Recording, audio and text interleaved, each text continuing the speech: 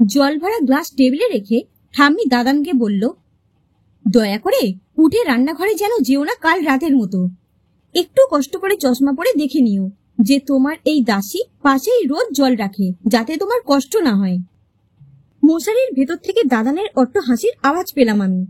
সারাদিন এই চলে দুজনের মধ্যে। আমি কোনোদিন দেখিনি দুজনকে শান্ত হয়ে কিছু কথা বলতে, অথচ একজন আরেকজনের পুরো খেয়াল রাখে।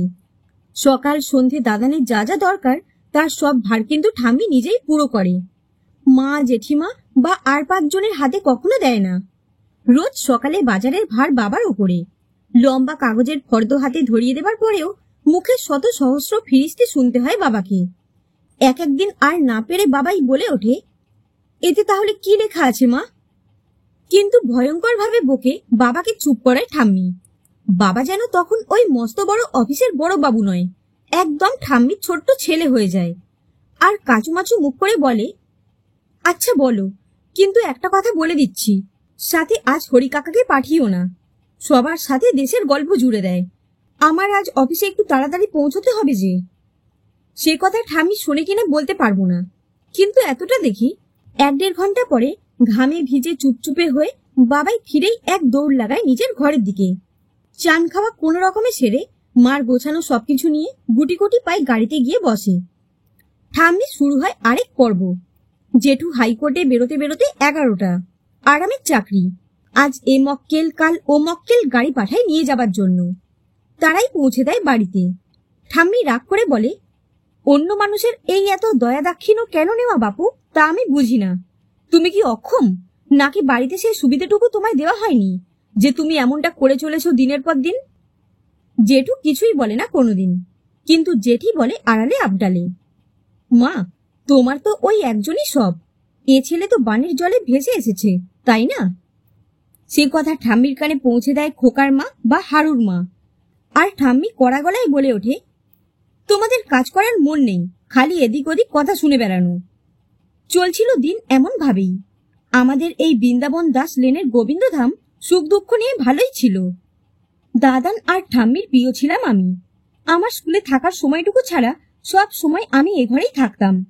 এক পাশে দাদানের বড় টেবিলে আমার বই খাতা সুন্দর করে সাজিয়ে গুছিয়ে রাখা থাকতো। একদিকের আলমারির তাকে আমার জামা কাপড়ে বোঝাই ছিল। অনিতা দিদিমণি এই ঘরেই বসে পড়াতো আমাকে। শুধু খুব জোরে জলঝড় বৃষ্টি এলে আমি এক ছুটে মার কাছে গিয়ে বলতাম, আজ আমি তোমার কাছেই শোবো মা। তা সেটাই হতো। কিন্তু রোজ সকালে উঠে কি করে যেন নিজেকে আবার ওই ঠাম্মির মস্ত খাটে এক পাশে শোয়া পেতাম। আর চোখ খুলতেই শুনতে পেতাম ঠাম্মি বলছে, তুমি কি একটু বাইরে ঘুরে আসবে? আজ তো রিমির ছুটি, যাও ওকে নিয়ে ছুটকির বাড়ি একবার ঘুরে এসো।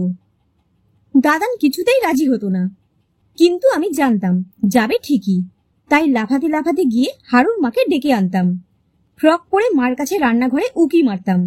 মা, জেঠি তখন বিশাল কর্মযজ্ঞে ব্যস্ত। জেঠি দেখে এগিয়ে আসতো আর বলতো, কি আজ কি পিসির বাড়ি খাবে? আমি যে মাছের ডিমের বড়া করেছি সেটা তাহলে ওই হারুকে দিয়ে দেব।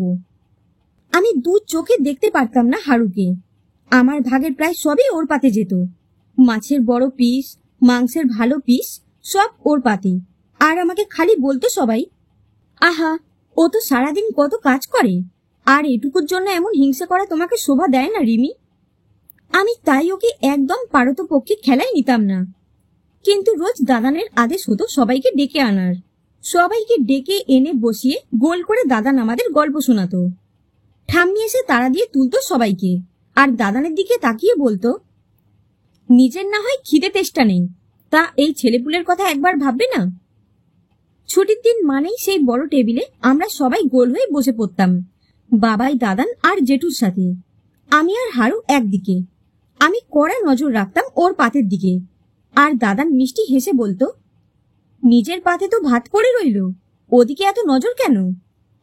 আমি মাথা ঝুঁকিয়ে ভাত নিয়ে নাড়াচাড়া করতে করতে দেখতাম এবারেও সেই বড় পিসের মাংসটা হারুর পাতে দিয়ে মা বলছে, আর একটু ভাত দেবো রে হারু? হারু হ্যাংলার মতো আর একটু নয়, বেশ অনেকটা ভাত নিয়ে হেসে হেসে খেতে খেতে বলতো, জানো ছোট মা, তোমার হাতের এই মাংস রান্না খাবার জন্য আমি সারা সপ্তাহ বসে থাকি। আর মা বিগলিত হয়ে আরো 2 পিস মাংস একটা বড় আলু তুলে দিয়ে বলতো, তা খানা পেট ভরে, ওই রিমির মতো হোস না। এক হাতা ভাত খাবে আর একটু পরেই নাকে কান্না কাঁদবে কিছু দাও কিছু দাও বলে। আমি খাওয়া শেষে দাদানের অপেক্ষায় থাকতাম। দরজা বন্ধ করে দাদানকে কড়া নির্দেশ দিতাম, ওই হারু কিন্তু আজ তোমার গল্প শুনতে আসবে না, আরও এলে আমি চলে যাব। দাদান বুঝিয়ে আমাকে ঘুম পাড়াতো, আর আমি চুপ করে গল্প শুনতে শুনতে চোখ একটু খুলে দেখতাম হারু বসে আছে নিচে মাদুর পেতে, বালিশ রাখা। আর জানতাম প্রতিবারের মতো আজও ঘুম ভেঙে দেখব ও আরামে নাক ডাকিয়ে ঘুমোচ্ছে ওখানে। সব এমনভাবেই চলছিল। হঠাৎ একদিন ছন্দপতন হলো। ঘুম থেকে উঠে দেখি ঘরে কেউ নেই। এক লাফে বিছানা ছেড়ে নেমে বাইরে এসে দেখি অন্যদিকে দাঁড়িয়ে সবাই কিছু আলোচনা করছে। আমাকে দেখে মা এগিয়ে এলো আর মাথার চুলে হাত বুলিয়ে বলল, যাও মুখ ধুয়ে এসো, তোমার দুধ বিস্কুট দিচ্ছি। আমি ঘাড় নাড়িয়ে বললাম, না তুমি দেবে না, তুমি বড্ড কম চিনি দাও, ঠাম্মি দেবে, ঠাম্মিকে দিতে বলো। মা একটু নরম সুরে বলল, ঠাম্মির তো শরীরটা ভালো নেই সোনা, একটু শুয়ে আছে তাই। কোথায় ঠাম্মি? বলেই আমি এক দৌড়ে জেঠুর ঘরের ভিড় ঠেলে ঢুকে দেখি বিছানায় শুয়ে আছে ঠাম্মি চোখ বন্ধ করে, আর ডাক্তার কাকু স্টেথিস্কোপ দিয়ে ঠাম্মির বুকে পিঠে কিছু দেখছে। একটু পরেই অ্যাম্বুলেন্স করে চলে গেল ঠাম্মি হসপিটালে। আর 2-3 দিন পরে প্রায় নির্জীব শরীরে ফিরে এলো ঠাম্মি। প্রাণ আছে অথচ কিছুই যেন নেই।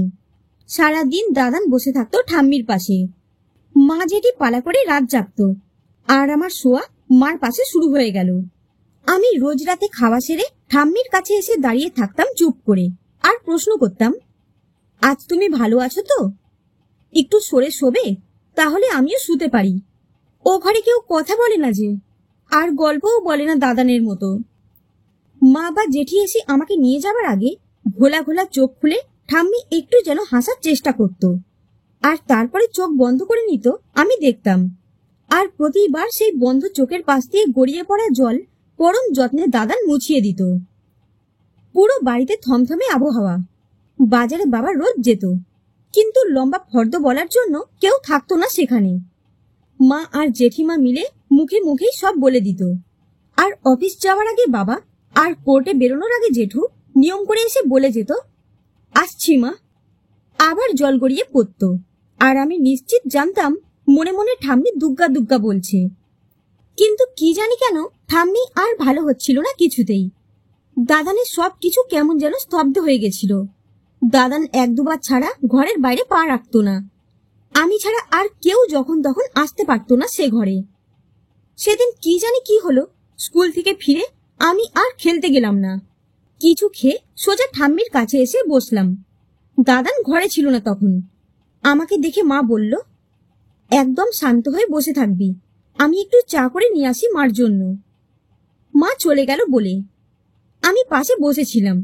চুপ করে খাটে উঠে এলাম। কপালে হাত রেখে দেখলাম, না, জ্বর নেই। গায়ে চাদরটা বুক অব্দি টেনে দিয়ে গেছে মা, আর সেই কেমন নিশ্চিন্তে ঘুমোচ্ছে ঠাম্মি। আমি 2 বার গলা খাকারি দিলাম, কিন্তু না, ঠাম্মি চোখ খুলল না। এবার একটু জোরে কাশলাম, তাতেও কিছু হলো না। এবার জোরে, মানে আমি যত জোরে বলতে পারি বলতে শুরু করলাম, তুমি কি ভেবেছো ঠাম্মি, আমাকে আর দাদানকে এভাবে জব্দ করবে? আজ কতদিন হয়ে গেল আমার বিছানা তুমি নিয়ে নিয়েছো। দাদান সেই কবে থেকে গল্প বলা ছেড়ে দিয়েছে। মা বাবার পাশে আমার শুতে একটুও ভালো লাগে না। মা একটাও কথা বলে না শোয়ার পরে, আর বাবাই একটুখানি গল্প বলেই বলে ঘুমিয়ে পড়ো। তুমি সব জানো, সব বোঝো, তাও নিশ্চিন্তে চোখ বন্ধ করে পড়ে আছো। আর হ্যাঁ, আমার কথা বাদ দাও, দাদানকে দেখেছো ভালো করে? সারাদিন তোমার পাশে বসে থাকে, তোমার মাথায় হাত বোলায়, তোমাকে কত কি বলে, আর তুমি চুপচাপ পাশ ফিরে শুয়ে থাকো। মানছি আমি, দাদাই তোমায় দিয়ে একটু বেশি কাজ করাতো, তা তুমিও তো কম কথা শোনাতে না। এখন যে এত এত কাজ করে দাদান, কই তোমায় তো একটাও কথা বলে না। উল্টে মা জেঠিকে বলে, যাও তোমরা একটু রেস্ট নাও, আমি তো চুপ করে বসে থাকবো, আর তো কোনো কাজ নেই আমার। তাও তুমি রাগ করে শুয়ে থাকবে কেন বলো তো? কাল দাদানকে দিয়ে আমি লিখিয়ে নিয়েছি যে তোমাকে আর একটুও বিরক্ত করবে না কোনোদিন। যা রান্না সবাই করে দেবে তাই খাবে, বলবে না একবারও। কাল একটু মুচমুচে করে পলতা পাতার বড়া আর কই মাছের তেল ঝোল করে দিও। একটু নিঃশ্বাস নিয়ে উঠে দাঁড়ালাম। দূরে ওই টেবিলের ড্রয়ারে মোড়া একটা কাগজ এনে ঠাম্মির মুঠো বন্ধ করা হাতে গুজে দিলাম। আর চোখ খোলো না ঠাম্মি বলতে গিয়ে হাউ হাউ করে কেঁদে ফেললাম। কান্নার আওয়াজ পেয়ে দৌড়ে এলো সবাই, আর দেখলো অবাক দৃশ্য। আমার হাত নিজের হাতে নিয়ে ঠাম্মি একটু একটু করে আমাকে কাছে টানার চেষ্টা করছে। অবিলম্বে ডক্টর কাকুকে ডাকা হলো। সবকিছু আবার ভালোভাবে পরীক্ষা করে মাথা নেড়ে কাকু বলে উঠলেন, না, এ যাত্রা একটা বড় বিপদের হাত থেকে বেঁচে গেছে তোর ঠাম্মি। এমন কড়া শাসনে রাখিস সবাইকে, ভালো থাকিস সোনা। বলে চা খেয়ে চলে গেল কাকু। আমার এত কিছু শোনার ইচ্ছে ছিল না তখন, কারণ আজ রাত থেকে দাদান গল্প শোনাবে আগেই কথা দিয়ে দিয়েছিল। শুধু শোয়া ওই ঠাম্মির কাছে আরো 2-4 দিন পর থেকে।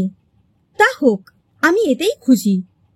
রাতে খেতে বসে আর চোখে দেখলাম বড় মাছের পিসটা আমার বাটিতে দিল মা। বললাম, আমি এখন মাছ খাবো না, যে ইচ্ছে করছে না। তুমি আমায় শুধু ডাল আর আলু ভাজা দিয়ে খাইয়ে দেবে মা। মা অবাক হয়ে মাছের বাটিটা হাড়ুর দিকে এগিয়ে দিল। কি করি বলো? আসলে দাদান যখন লিখেছিল ওই সাদা কাগজে ঠাম্মির সাথে আর ঝগড়া করবে না, আমিও যে 2 লাইন লিখে ফেলেছিলাম ওই হাড়ুকে বড় মাছের পিসটা দেব। তা কথা দিয়ে কথা না রাখলে বাবাই বলেছে তাকে কেউ ভালোবাসে না। আর যদি আবার ঠাম্মি? না না, জানি আমি, কথা দিলে কথা যে রাখতেই হয়, তাই এইটুকু ত্যাগ করা।